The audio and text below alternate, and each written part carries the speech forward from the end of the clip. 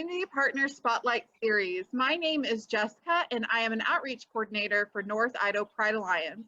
This vlog series is to highlight our community partners who share in the vision of unity, inclusion, and empowering others. Today, we are very excited to be talking with Amanda from Safe Passage, who can share with us the good work they are doing and how you can get involved. Hi, Amanda. Hi, how are you? Good. Can you tell us about Safe Passage and about the services and programs you offer to the greater community? Yeah, Safe Passage is a victim advocacy agency. We're a nonprofit. We're located at 850 North 4th Street. We serve people in our community that have experienced domestic violence, sexual assault, dating violence, stalking, human trafficking. We have a number of different services. We kind of break them down into 3 groups. The first group would be our safety bucket. And in the safety bucket, we have court support. So if somebody has a protection order or needs to navigate the court system, we're able to go to court with them, help them fill out the protection order that they need, kind of help facilitate what that's going to look like in the court system. We can go to court with them. We have a 24/7 response to the hospital at Kootenai Health. So if someone comes in and they were in a domestic violence situation or they're sexually assaulted, we have advocates on call 24/7 that can go to the hospital. Basically, we talk about people's options in the hospital. The majority we see right now are going to be sexual assaults. So we'll have an advocate go, talk about what their options are, talk about the sexual assault kit. We have clothes at the hospital. We can help them fill out crime victims compensation. If they want to report to law enforcement, we can help navigate that as well. And then afterwards, we are able to set them up with some sort of safety, whatever that looks like for them. So if going home is not safe for them, we're able to get them to a place where it is safe for them. The base of our work is a lot of people call our hotline.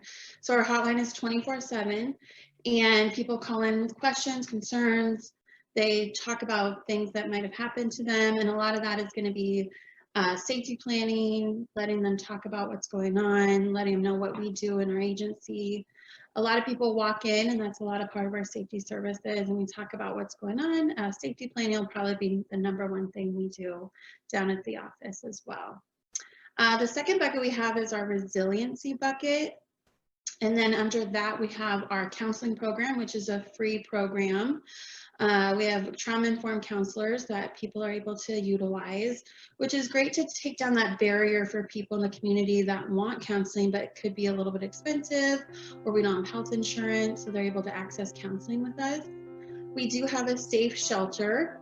So it's a shelter that is confidential. So people that are experiencing an unsafe situation where the lethality in that situation is really high and there might be chances of higher violence that's happening to them, they're able to access our shelter. The shelter is like a normal house.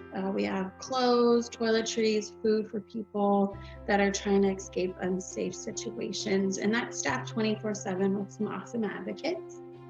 We also have support groups. We do have support groups that happen right now. They're on Zoom, so those will be on Tuesdays.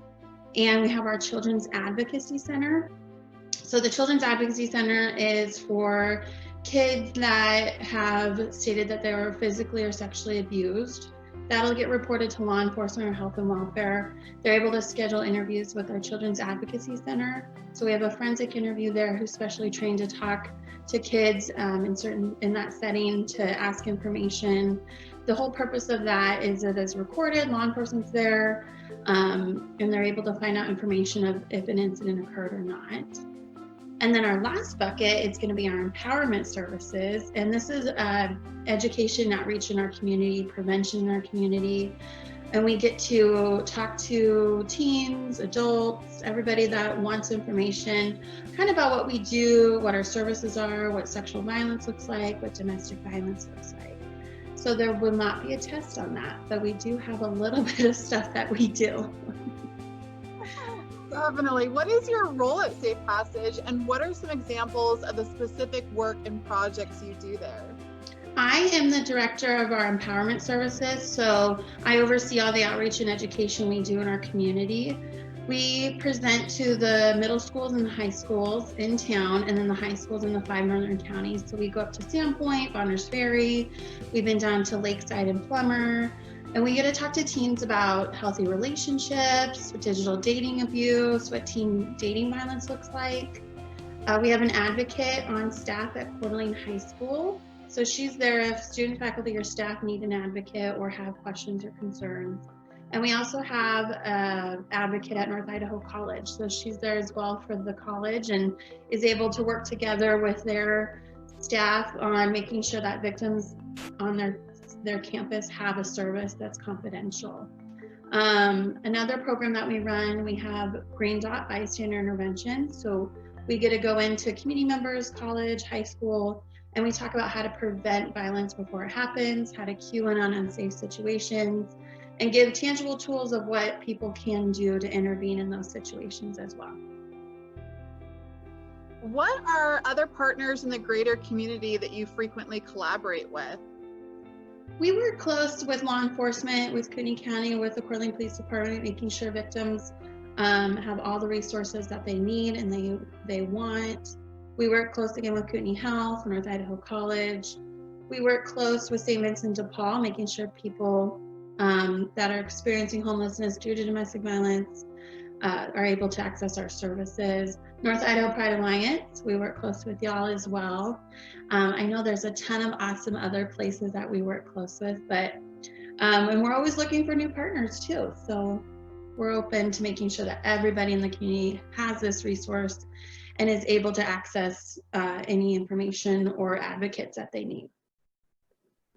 How has COVID-19 affected Safe Passage and the audience it serves? What are some of the types of things your organization has had to do to adapt to changing circumstances? We've stayed open during the COVID-19, but we ran a skeleton staff. So we've had a couple people in the office during this time. I think that it's impacted the people we serve because people don't want to leave their homes. So the cases that we do see are a little bit a lot more intense than the normal ones that we would see on a day-to-day basis, because people are so scared and the escalation of violence is happening that they're willing to leave their houses during a stay-at-home order to get help. So we've seen a lot of cases like that. We've had to look at our staffing as well as what the shelter would look like, making sure that we're not exposing people, making sure if someone's exposed, coming up with policies and procedures of what that looks like. We've turned a lot of things online. So we've been able to do online presentations. We started a text line as well, so people couldn't leave their homes, they're able to text in and get support from an advocate. We have an email. We are being more vocal on social media. People can reach out to us. And then we just started a chat line as well on our website. So if somebody's at home, can't leave, they're able to access us through more social media and through their phones and computers. How does your organization work to promote diversity and inclusion in our greater community? We want to make sure that we're talking and learning and growing at all times. I think we want to make sure we're never complacent and thinking we know everything about everything. So bringing in community members that have experience and are a part of marginalized communities, we want to make sure that we're always learning from them. I think with the empowerment program when we're presenting, we make sure that we use very gender neutral language. I think a lot of times when we present and we only use a he or a she, that excludes a lot of people in our community that need support. So making sure that everybody knows that our services are for everybody, and we make sure that we promote that through our campaigns, we promote that online, we celebrate Pride Month. We also want to be as close to working with North Idaho Pride Alliance as we can, just to make sure everybody in our community knows that they're welcome in our doors.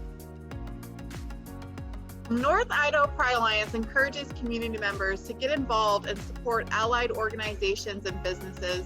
Tell us about ways people can interact with your organization, and if you have any calls to action, such as volunteer opportunities or upcoming projects to support. Yeah, we're always looking for volunteers. It was on a small hold during the corona, But if you want to volunteer with us, we're always looking for that. We look for directly volunteering if they want to learn about how to work with survivors in our community. We also are always looking for people that want to donate, want to help with organization with our development. Like, we have 2 fundraisers a year. One went online virtual, which was our breakfast. The other one will be in October, I believe, and it'll be our martini affair. So always looking for help with that. We are looking for help on our sexual assault response calendar. So that's going to be something that we would love volunteers in the community to do. We'll train you, but we need help manning that calendar always. And I think in general, just promoting our information. If somebody doesn't have time to volunteer, that's totally fine. But if you share something of ours, you never know who on your list of friends needs that resource or could utilize it as well. Well, North Idaho Pride Alliance really values our partnership with Safe Passage and all of the resources that they share with us year-round. Thank you so much, Amanda, for joining in today and sharing about Safe Passage. Together, we can show our resiliency and how we react and create new ways of educating, networking, and advocating for LGBTQ people, allies, and community partners. Stay tuned for more community partner spotlights posted on our website at nipridealliance.com, YouTube, and Facebook pages. Until then, stay home, stay healthy, stay proud.